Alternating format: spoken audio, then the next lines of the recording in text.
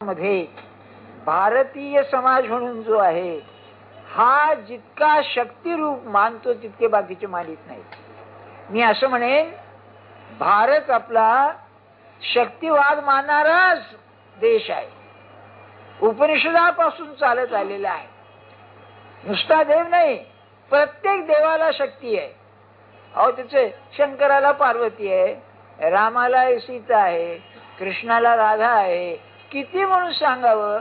जिथे जिथे ईश्वराची कल्पना आहे तिथे तिथे शक्तीची कल्पना आहे. बरं का, उपनिषदामध्ये रई नावाचा उमा शब्द वापरलेला आहे. उमा, उमा म्हणजे ही पार्वती, म्हणजे इतकं ते जुनं आहे. बरं का, ते सांगायचा हेतू काय आपल्याला, की या विश्वाचा जो सर्व कारभार चाललेला आहे शक्तीनं चाललेला आहे. बर, शक्तीने जर हा चाललेला आहे तर त्याचं प्रत्यंतर काय, शक्तीचं प्रत्यंतर काय. बघा, एक ते कीर्तनकार होते, बरं का, वडूसकर बुवा म्हणून. ते गोंधळाचे कीर्तन ऐकलं मी. त्याने एक दृष्टांत सांगितला. त्यांनी आपला त्या खेडेगावच्या लोकांचा धीटपणा सांगण्याकरता सांगितला, पण त्याला निराळा अर्थ आहे. ते काय म्हणाले, ती भाषा आता मला येत नाही, पण ते म्हणाले, हो पाठ्या गेला म्हणले एकदा, बरं का, स्टेशनावर, रेल्वेच्या स्टेशनावर. बरं का, तर म्हणलं एक मोठी मेल आली. ती काय त्या गावी थांबत नव्हती स्टेशनावर. धाड धाड धाड झाली गेली. यो पट्ट्या पाय लांब करून तिथे प्लॅटफॉर्मवर जवळ म्हणाले, काय करते गाडी म्हणून. बरं का, असं ते आपले सांगत होते.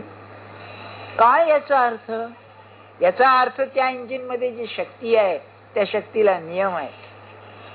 जगामध्ये शक्ती केहज प्रचितीला येते, त्या नियमानं जाते तेव्हा. ऑर्डर याला म्हणतात, कृष्णमूर्ती याला ऑर्डर म्हणतात. आणि माणसाची बुद्धी ही जी व्यवस्था आहे भंग काढते. तर या जगामध्ये जी शक्ती आहे, विमान उडतं आपल्याला वाटतं निराश नाही, या विश्वाचे जे नियम आहेत त्या नियमाचा उपयोग करून ते वाटते. माणूस रोग झाल्यावर बरा होतो. तुम्ही जगाच्या वस्तूचा किंवा झाडाचा औषधांचा शक्तीचा उपयोग करूनच तुम्ही हे करता. मनाच्या सगळ्या शक्तीच आहेत. स्मरण शक्ती, पचन शक्ती, विचार शक्ती, हे सगळीकडे शक्ती नाही का. बोलण्याची शक्ती आमच्यासारख्याची, बोलतोय झालं आपला नुसतं वर्षोनुवर्ष नाही का. अहो म्हातारपणी का होत नाही, अहो उठ बस होत नाही, हो कंबर दुखते का, शक्ती कमी पडली नाही का. डोळ्याला पाहण्याची शक्ती, कानाला ऐकण्याची शक्ती, सगळीकडे शक्तीचा व्यवहार आहे. तर हा शक्तीची जी व्यवस्था आहे, जगामध्ये शक्तीची व्यवस्था आहे ती तो ईश्वर आहे. आपण समजून घ्या, ईश्वर म्हणजे काय. या विश्वाला चालवणारी जी शक्ती आहे त्या शक्तीची जाणीव असणं, याचं नाव ईश्वरावर श्रद्धा आहे. मग ती व्यक्त कशी होईल, साकार होईल, निराकार होईल, पण शक्तीचं काम आहे सगळं. बरं का, तेव्हा त्यांनी म्हटलेलं आहे, विश्व सर्व जेणे जिये, हे विश्व विश्व म्हणून कारभार करतं. अरे मी फार लांब गेलो. परवाचं ग्रहण आहे, किती वर्षापूर्वी त्यांनी सांगितलंय ना.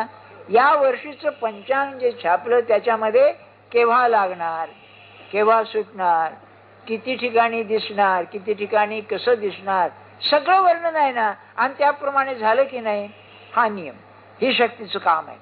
आणि विश्व असं सगळं शक्तीचं बद्ध आहे. याला मानवी जीवनात जे घडतं ते शक्तीनेच घडतं. त्याला नियती असं म्हणतात. नियम पासून नियती. तुम्हाला आश्चर्य वाटेल, राम परमात्मा ना, परमात्म्याला अशक्य काय आहे, पण त्याला जन्म घ्यावा लागतो त्या शक्तीच्या आधाराने. शक्तीची मदत घेतल्याशिवाय त्याला जन्म घेता येत नाही. 4थ्या अध्यायात अवताराचं वर्णन करताना ज्ञानेश्वर महाराजांनी सांगितलंय. बरं का, ते नाही मला म्हणायचं. योगवाशिष्ठ असं वर्णन आहे. सध्या सांप्रत काळी वशिष्ठ म्हणतायत, म्हणाले एक रावण नावाचा महाबलाढ्य माणूस आहे, पण त्याची नियती अशी आहे की याचा पापाचा घडा भरल्याशिवाय त्याला काही करता येत नाही. म्हणून रामाला 14 वर्ष वाट पाहावी लागली. काय हो अवतार म्हणायचं आणि मग रामाची उपासना कशी काय करायची? बघा शक्तीचं काम आहे हे, यात शंकाच नाही. ही मानवी जीवनात जेव्हा काम करते त्याला नियती असं म्हणतात.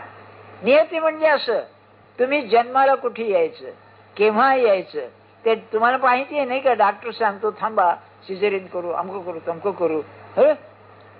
ती वेळच ठरलेली आहे. नाही तर त्या कुंडलीला काय महत्व आहे नाही का? जन्माची वेळ ठरलेली, मृत्यूची वेळ ठरलेली. एक शास्त्रीबा होते, त्यांना की नाही हे झाला, महारोग झाला.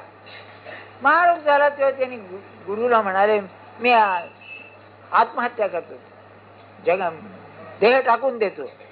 गुरु म्हणाले अहो जमलं तर बरं, नाही तर नाटक होईल उगीच, तुम्ही याच्यात पडलात म्हणजे. आणि सरकारमध्ये हा गुन्हा आहे आत्महत्या करणं. ते बनारसला गेले आणि बरं का सर जप करून गंगेत उडी मारली, मारायचं म्हणून लोकांनीच त्यांना बाहेर काढले. मेहरबानी त्याने पोलीसच्या ताब्यात दिले नाहीत.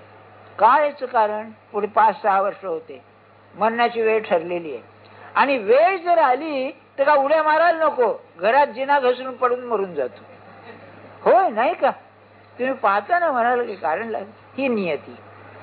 तसं प्रत्येक गोष्टीची नियती आहे. प्रत्येक गोष्टीमध्ये ते त्या वेळेला तसंच घडणार. ती वेळ पाहणं कठीण आहे. उर्दू काव्यामध्ये प्रेमाचं लक्षण प्रेमाचं वर्णन फार आहे बरं का. त्याच्यामध्ये इंतजारला फार महत्व आहे. आता सिनेमात येतं का नाही मला माहिती नाही. ते गाणं बिणं असेल एखादं इंतजारचं काहीतरी, आपण काय ऐकलं नाही अजून. ते बरं असतं, घर बसले 10 वेळा ऐकायला लागतं, पाठवून जातो आपलं सहज. बरं का, ते काय ऐकलं नाही. इंतजार का मजा म्हणतात. म्हणजे काय आहे, ती प्रेयसी, तो प्रेयसीची वाट पाहतो आणि ते आल्यानंतर इंतजार मध्ये तिचं चिंतन राहतं. पण इंतजार संपून ती आल्यावर ती केव्हा नाहीशी होईल, जाईल याचं दुःख होतं म्हणे, असं काहीतरी आहे ते. असं आहे प्रेमोत्तर विवाह आणि विवाहोत्तर प्रेम. ते विवाहोत्तर प्रेमामध्ये काही भानगडच नाही काही इंतजार फिंतजार काही नाही. बाप म्हणतो ही मुलगी आणली कर मुकाट्याने बरं कावळा नाही का. आणि गंमत अशी होते, महाराजांचंच वाक्य आहे बघा. म्हणले भाऊसाहेब हे प्रत्येक जण बायको आवडत नाही म्हणून, यानं मुलं बाळ कशी होतात हो म्हणाले. मग म्हणजे ते प्रेम येतच आपोआप बरं काय. सांगण्याचा हेतू काय आपल्याला हे ध्यानात ठेवा. आपण शिकण्यासारखं आहे की आपल्याला मुलाला नोकरी नाहीये, अहो काय करावं बा, नोकरी नाही. अरे पण ती वेळ आल्याशिवाय नाही लागत. प्रत्येक गोष्टीमध्ये वेटिंग पिरियड आहे. धंद्यामध्ये आहे, तुमच्या नोकरीच्या याच्यामध्ये, प्रकृती झाली बरं होण्यामध्ये आहे, ते बरोबर ती काय चालत असतं. आणि महाराजांचे वाक्य आहे लग्नाची वेळ आली भर भर भर गोष्टी होत जातात, तोपर्यंत मग हे पहा ते पहा, रोहिणी पहा, आणखी गोळी पहा, काही पहा, पाहत राहा आपले नाही का. पण आपल्याला की नाही ते ताकद नाही. येईल होईल काय आहे. आता तसं करू नये. व्यवहार आहे म्हटल्यानंतर 10 ठिकाणी जावं, पण आपल्या हातात नाही. वेळ आली नाही, वेळ आली नाही ओळखूनच राह. ते ऐकलं नसलं तर बरंच झालं तुला. तसं मृत्यूची वेळ ठरलेली आहे. काय नाही, प्रत्येक यालाच इंग्लिशमध्ये टाइम बाउंड म्हणतात. अगदी प्रत्येक क्षण आपला हा आहे. तुम्हाला नोकरी कुठे मिळायची, पगार काय मिळायचा, बढती कशी व्हायची, पगारामध्ये आपल्या नोकरीमध्ये यश किती यायचं, ऑफिसर कोण असावा, सगळ्या गोष्टी अशा नियतीने ठरलेल्या आहेत. त्या 4 डाऊट अशा बरोबर नकाशासारख्या. बरं सांग चालू आहे काय आहे. तेव्हा म्हणून विश्व त्यांनी चाललेलं आहे. या नियतीचं ईश्वर स्वरूप आहे. खरोखर सांगतो, ईश्वरावरची श्रद्धा म्हणजे या नियतीवरची श्रद्धा आहे. त्याला आपण रामाची इच्छा असं म्हणतो. त्याची इच्छा म्हणजे ही नियती आहे. का नियती निराकार आहे. बरं अहो कशाला तुम्ही कल्पना करा, राजीव गांधीला मारल्यानंतर खरं पंतप्रधान कोण होणार, किती हे होतं. पण बघा ज्याची योग आहे तो बरोबर येऊन गेला. तो चांगला वाईट त्या नियतीला काही नाही. ती ठरलेली ती गोष्ट तशी व्हायची. ठरायच तो राजा कोण व्हायचा, त्याचा प्रधान कोण व्हायचा, सगळं हे असं ठरलेलं आहे सगळं. म्हणजे तत्वज्ञान दृष्ट्या तसं आपल्या जीवनात सुद्धा हे सगळ्या गोष्टी ठरलेल्या आहेत. बरं, कृष्णमूर्तींना त्यांच्या त्या ब्युटेन्सनी विचारलं की तुमचा अंतकाळ केव्हा आहे? ते म्हणाले मला माहिती आहे, but I don't want to tell you, मी तुम्हाला सांगत नाही म्हणाले. अरे त्यांना नियतीच ती ठरलेली.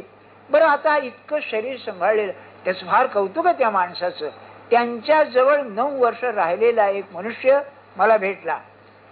तोही खैरणारच आहे, या खैरणारा संबंध नाही काही, खैरणार म्हणून. तो काय म्हणाला, त्यांचं जेवण इतकं साधं असे, कोशिंबीर त्यांना आवडे, लोणचं, ते तिकडच्या आंध्र प्रदेशातला, ते आंध्रच होते, ते मद्रासला राहिलेले, आणि साधं वरण भात पोळी हे त्यांचं अन्न, इतकं साधं.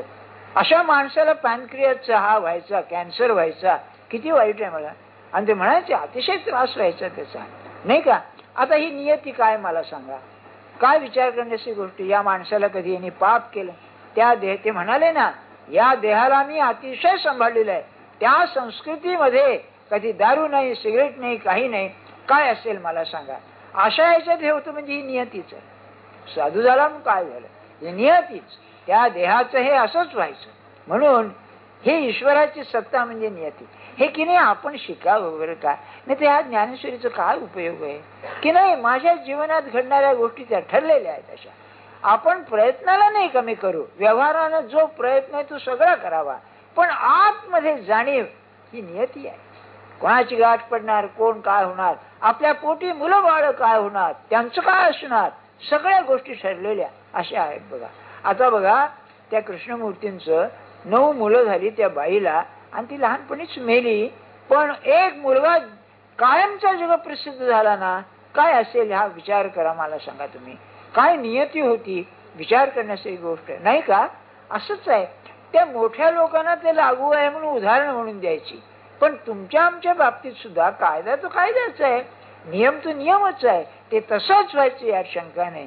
म्हणून आपलं विनोदानं म्हणतो, आम्ही ज्ञानेश्वरी सांगायचे आणि तुम्ही ऐकायचे, नियतीच ठरलेली आहे झालं आपली.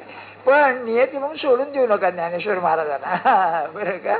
जाय मग देखे ओळंबा इंगळी न चरे, तेजी तिमिर न शिरे, जे दिहाचे अंधारे चर्मचक्षुषी. बरं का, ते म्हणाले वाळवी असते, वाळवी ही की नाही अग्नीवरती कधी विश्वावर अग्नीवरून चालत जायची नाही, ती लाकडाला लागायची, अग्नीला चालायची नाही.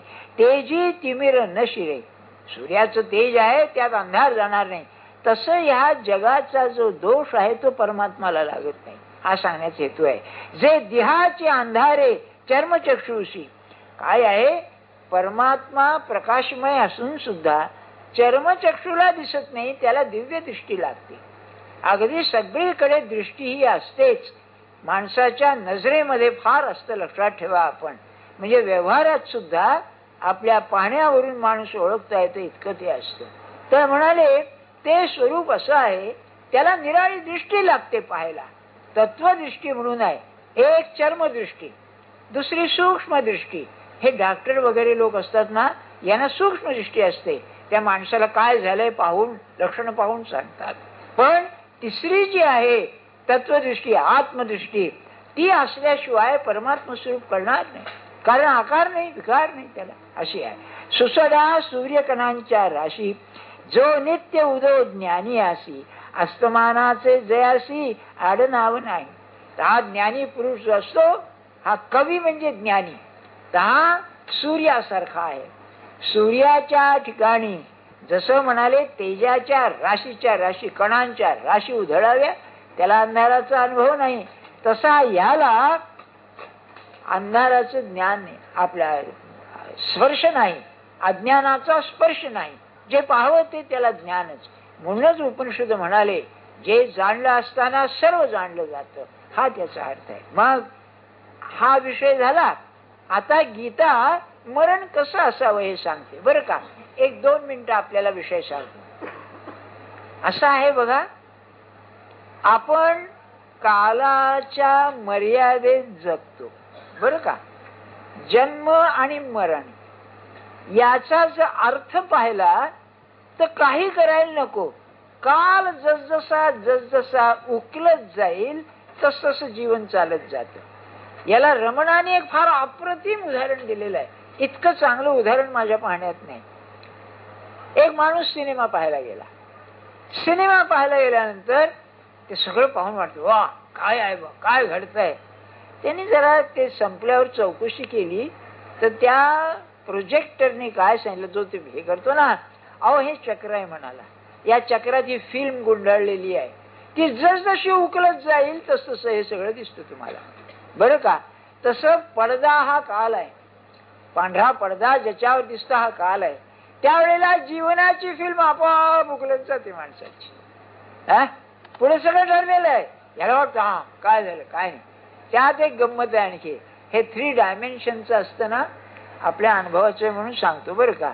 आम्ही एकदा पिक्चर पाहायला गेलो 3 डायमेन्शन म्हणून, बरं का. तर काय झालं, त्या सिनेमामध्ये त्या नवरा बायकोंचं भांडण झालं. भांडण होऊन त्या बाईनी एक लाकूड होतं त्या नवऱ्याला फेकून मारलं पडद्यावर. आम्ही डोकं खाली केलं, कुठे अंगावर येते की काय म्हणून. अरे मला ते झालं, आम्ही प्रोफेसर मानसशास्त्र शिकवणारे, हा तिच्या म्हणलं शिंचत ते सिनेमा न कळत डोकं खाली गेलो, कुठे अंगावर लाकूड येते की म्हणून. हा असं जगत आहे तिथे की नाही, सगळं असं चाललेलं आहे. ते त्याचं डायमेन्शन काय कोणाला ठाऊक, हे नव्हे, त्याच्यावर चाललेलं आहे. आणि त्याचा आपल्या मनावर जो परिणाम होतो तो भ्रम आहे. बरं, नियतीने गोष्टी घडत आहेत, चाललंय, कालचक्रामध्ये सगळं फिरतंय, ठरलेलंच आहे, पण आपल्या मनावर त्याचा परिणाम. मग आणि सगळीच माणसाची धडपड असेल, उद्या काय होणार आहे सांगा, उद्या काय होणार आहे सांगा. सत्पुरुषाकडे जाणारे 100पैकी 99 लोक भविष्य विचारायला जातात, नाही का. आणि त्यातून अर्थ काढतात. मग अशी खुबी असते त्याच्यातून अर्थ काढणे.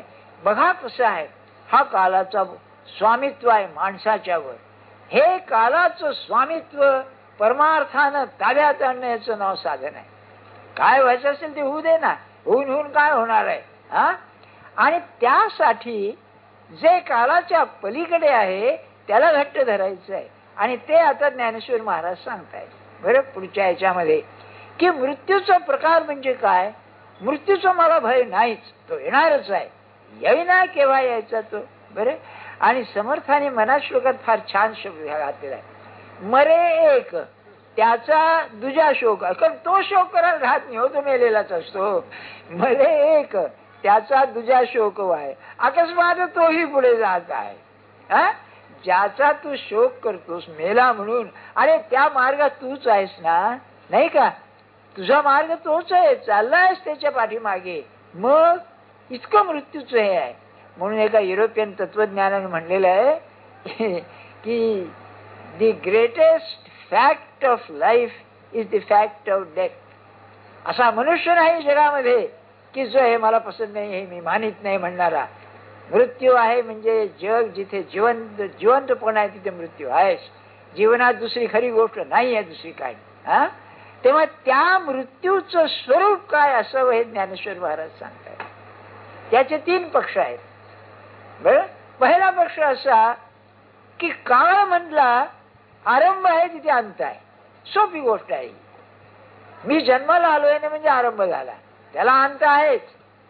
मृत्यून म्हणे अवतार भगवंताचे, मृत्यून म्हणे हरिहर अवतार भगवंताचे. गेले गेले गेले. तुकाराम महाराजांचं छान आहे फार.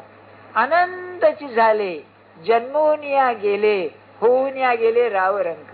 गेले आले आणि गेले. काय तुमचा इतिहास 10,000 वर्षाचा फारचा असेल. अरे त्याच्या आधी आहेच की नाही. किती माणसं आली आणि गेली, किती प्रकारची आली, किती मोठे आली. कलावंत आले, विद्वान आले, लेखक आले, कवी झाले, आले आणि गेले. स्मृती शेष राहिला नाही, एवढी सुद्धा स्मृती राहिली नाही. काय असेल मला सांगा. आपल्याला माहिती आहे ना, सिंधू संस्कृती जेव्हा काढली त्यावेळेला मोठं शहर सापडलं ना, कारण ते खाली गेलेलं असं. ते पॉम्पी म्हणून शहर आहे ना, त्या पॉम्पी शहराचे 7 थर आहेत, एकाखाली एक एकाखाली एक. म्हणजे एक गेलं 100 वर्षांनी दुसरं आलं, 100 वर्षांनी तिसरं आलं. काय असेल नाही का. विचार करण्याची गोष्ट आहे बघा. किती म्हणजे माणसं येऊन गेली. एक युरोपियन नाही, मुसलमान साधू आहे, त्याचं नाव मला आता आठवत नाही. तो काय म्हणतो तुमच्या गावामध्ये स्मशानभूमी निराळी असते. चूक आहे म्हणाला. ह्या जगात इतकी माणसं येऊन मरून गेली आहेत की तुम्ही ज्या जागेवर उभे आहात तिथे कोणीतरी पुरलेलं असणार म्हणाले. नाही का? कल्पनाच काय चूक आहे का मला सांगा? नाही का? खोदलं तर कवटी सापडायची एखाद्याची. नाही का? सांगण्याचा हेतू काय की मृत्यूबद्दल पहिली गोष्ट असेल, इतका जो प्रवाह चालू आहे कालाच्या उदरात, त्यापैकी माझा नंबर लागलेला आहे. हा एक. दुसरं असं, मृत्यू येणारच आहे, माझी मनस्थिती काय असावी? अध्यात्म तिथे आहे, मी मरणार आहे ना, मरताना माझी अवस्था काय असावी? साधू संतांचं म्हणणं क्षणभर बाजूला ठेवा. सामान्य व्यवहार असा आहे, व आमची वेळ आली आहे, मी तृप्त आहे, मी जातोय. परमार्थ नाही, पण आहे प्रपंच झाला तो झाला, मी जातो आहे, तुम्ही दुःख करू नका, असा व्यवहार या. अशी थोडी माणसं पण बरं. किंबहुना असं होतं, समजा तुम्हाला खोकला फार झालाय आणि काय डॉक्टर म्हणतो बरं होत नाहीये बा, काय करावं बा, मेलं तर बरं. हे नाही खरं. येतोय ना, येणार आहे ना, येऊ दे की, आता पुष्कळ भोगलं, जातो आम्ही आपले. तिसरं जे आहे ना ते फार महत्वाचं, ते ज्ञानेश्वर महाराजांनी सांगितलंय की मृत्यू ना त्याची भीती आणि त्याचं हे मुळीच नाही. जणू काय आपण रिझर्वेशन आहे आणि गाडीमध्ये चढलो आहोत आणि टाटा करून चाललो आहोत, बरं का? आपण तसं आलं असताना आम्ही आनंदाने चाललो आहोत, चांगल्या ठिकाणी जाणार आहोत, किंबहुना आम्ही जाताना अत्यंत शांत मनाने जातो आहोत. अशी अवस्था येणं, ती येण्याकरता सगळी खटपट आहे परमार्थाची. माझं तर म्हणणं असं आहे, अत्यंत शांत आणि गोड मृत्यू येणं हे परमार्थाचं मर्म आहे, बरं का? घ्यायचं काय आहे? एक याचं कारण असं सांगितलंय का युरोपियन फ्रेंच तत्वज्ञानाने, तुम्हाला मृत्यूची भीती का वाटते? ते अज्ञाताचं भय आहे. अज्ञाताचं भय म्हणजे समजा एक अंधेरी खोली आहे आणि त्या अंधाऱ्या खोलीत तुम्हाला सोडलं, काय आहे इथे कोणाला ठाऊक? त्या अंधाराची जशी भीती वाटते, तसं मेल्यानंतर माझं काय व्हायचंय कोणाला ठाऊक, कुठे जायचंय, काय आहे तिथे, खाणं पिणं तर नाहीच, परंतु इथलं तिथे काहीच नाही. मग काय होतंय? हे जे सगळं अज्ञाताचं, फिअर ऑफ द अननोन असं त्याचं म्हणणं आहे, बरं का? काय आहे कोणाला ठाऊक. पण साधकांनी हे लक्षात ठेवावं की माझ्या मृत्यूचं भय मला किती वाटतं, आणि ते जर वाटत नसेल तर परमार्थ थोडा साधला म्हणायला हरकत नाही. येऊ दे की सिद्ध. माणूस कंटाळतो शरीराच्या दुःखाला, शरीराच्या थकव्याला कंटाळतो. काय हो, आता बस उठ होत नाही, पहिल्यासारखी भूक लागत नाही, खाल्लं तर पचत नाही, असं नाही. हे काही खरं नाही, नाही का? आणि ते आहे बरं का, सहज आपला विषय नाही. म्हातारपणी खाखा फार होते, जे पचत नाही ते, आणि मग हांतरून खराब होतो, त्याची फार वाईट हिस्ट्री आहे, नाही का? बरं, आपल्याला काढायची शक्ती नाही, मग घरातली माणसं सून बिन म्हणते काय माणसं आहेत बुवा, आणि इतर वेळेला जग बी बरोबर चाललेलं आहे आणि हे रबडबाजी असते. नाही का? चहा एक दोन वेळा चालत नाही, आणखी द्या, नाही का? मनुष्य भेटायला आले की त्याच्याबरोबर द्या. अहो, सगळं लहान मुलासारखं होतो. आता मी त्या भाऊसाहेबांचं पाहिलेलं आहे, 88-89 वर्षाचं वय, लघवी आवरायची नाही, धोत्रात राहतील लघवी व्हायची, पण त्यांचा स्वभाव असा चिडायचा नाही, कोणाला उठवायचे नाहीत, आपणच उठायचे, मग एक पंचा लावायचे, मग ते धोतर उलटं करून नेसायचं, बरं का? पण म्हणजे त्रास होतोच की नाही माणसाला, शंकाच नाही यामध्ये. म्हणजे सांगण्याचा हेतू काय, ह्या गोष्टी नाही. मृत्यू कसा पाहिजे, मनाने येतोय ना, येऊ दे, त्याला वेलकम म्हणतात ना, या तुमचं स्वागत आहे, या, शेक हँड करतो तुमच्याशी, चला तुमच्या बरोबर माझी यायची तयारी आहे. आणि इथे स्त्री पुरुष भेद नाही, बरं, हे ध्यानात ठेवा. आपण ते आहे, काळजी मागची करूच नाही. साधकाने येईल ना, आलं तर येईल, त्याची वेळ झाली की येईल. मी मगच सांगितलं, टाइम बाउंड आहे. जन्म आणि मृत्यू ह्याच्यात बसलेले आहेत त्या सॉकेटमध्ये, मग तेवढं तर वेळ झाली की जायचंच. हा काही नाही, काय निमित्त काय होईल हे सांगता येत नाही. पुष्कळ काही निमित्त नसतं, साधी गोष्ट होते आणि मनुष्य जातो. काही वेळेला इतका चिकट दुखणं असतं, वर्ष 6 महिने 2 वर्ष झिजून मरतो. काय उत्तर आहे मला सांगा? आपल्या पेपरमध्ये आलं ना, म्हणजे बरेच वर्ष आजारी होते आणि गेले. एक उदाहरण सांगतो तुम्हाला, म्हणजे लक्षात येईल. बरे का. चर्चिल होता ना इंग्लंडचा पंतप्रधान, सगळी व्यसनं होती, स्त्री सोडून दारू भयंकर प्यायचा. त्याचं तर चिरूट नाही का, इतकं तो चिरूट प्यायचा, रात्रभर जागायचा. युद्धामध्ये रात्री 3-3 वाजेपर्यंत जागायचा. महायुद्धाच्या वेळेला दिवसा 1 तास नाही जायचा. म्हणजे जितका अनियमितपणा करता येईल तेवढा तो करायचा. आणि बुढा 80 वर्षापर्यंत जगला बघा. तर एकदा काय झालं, 90 झालं का, अरे बापरे, 90 वर्षापर्यंत जगला आणि तब्येत चांगली. तेव्हा जेव्हा युद्ध आफ्रिकेच्या बाजूला सुरू झालं त्यावेळेला तिथे मॉन्टगोमेरी नावाचा जनरल होता, सेनापती होता. हा म्हणजे अत्यंत धर्मनिष्ठ, रोज रात्री बायबल वाचणार, दारू नाही, काही नाही, सिगरेट नाही असा. तेव्हा एकदा युद्ध परिस्थिती तिथे काय आहे आफ्रिकेमध्ये, जनरल रोमेल होता बघा, जर्मनीचा रोमेल, त्याच्या विरुद्ध होता तो, फार मोठा मनुष्य रोमेल. तेव्हा त्याला भेटायला आला. रात्री 10 वाजले. तेव्हा मॉन्टगोमेरी काय म्हणाला, हा पंतप्रधान बरं का. तो म्हणला, बॉ एक्सक्यूज मी माझी निघायची वेळ झाली आहे, मी आता प्रार्थना करणार, आणखी बायबल वाचून मी निघणार बरं का. तर चर्चिल हसला म्हणाले का, माझ्याकडे बघ मी कसा वागतो आहे आणि काही नाही मला होत, आणि तुला हे तुझं तुझ्या बरोबर आहे रे बाबा म्हणाला. हा, मृत्यूचं हे असं आहे. आणखी एक गंमत सांगतो आपल्याला. एकदा काय झालं, एक सैनिक ते मला भेटले म्हणूनच माहिती की बर्माच्या फ्रंटवर जेव्हा लढाई सुरू झाली, जपान विपान ती भानगडी सुरू झाल्या, मृत्यूचं सांगतोय. आपल्याकडे 2 मिनिटं आहेत ना, बाकी पुढे आहे. तेव्हा काय झालं, संध्याकाळची वेळ होती, ऐकण्यासारखं आहे बरं का. राहुटी, तेव्हा 2 जनरल्स आणखी 1 कर्नल असे 3 जण इंडियन बरं का, असे त्या राहुटीत राहायचे. तेव्हा संध्याकाळची वेळ आणि आपण आता म्हणले चहा घेऊ म्हणून असे बाहेर राहुटीच्या चहा प्यायला बसले, 3 खुर्च्या अशा टाकून. त्यात काय झालं की एका माणसाने सहज, एका जनरलने आपली खुर्ची बाजूला घेतली. 3 अशा होत्या, काही कारण नाही बरं का, बाजूला घेतली. आणि जपानी एअर रेड आली, पिवळं विमान त्यांचं, जपानचं पिवळं एअर रेड आली आणि त्यांनी बॉम्ब टाकला. तर हा मेला आणि ते 2 जगले. त्या जनरलला जगला ते विचारलं, त्यांनी खुर्ची बाजूला केली. आता तो मेला, त्याला विचारलं कारण, म्हणलं काय केलं कोणाचं. बघा कशी नियती असते. हा, काय सांगायचं याला आपण, म्हणजे माणसाच्या मृत्यूचं जर असेल तर जो जो जाणीव ठेवून राहील ना, येऊ दे तुझी इच्छा, तर त्याला भय नाही. मरेल तो असा, आता समजून सैनिक म्हणल्यावर काय, पण मेला जरी तरी दुःख नाही राहणार त्याला. हा तो खरा विषय आहे.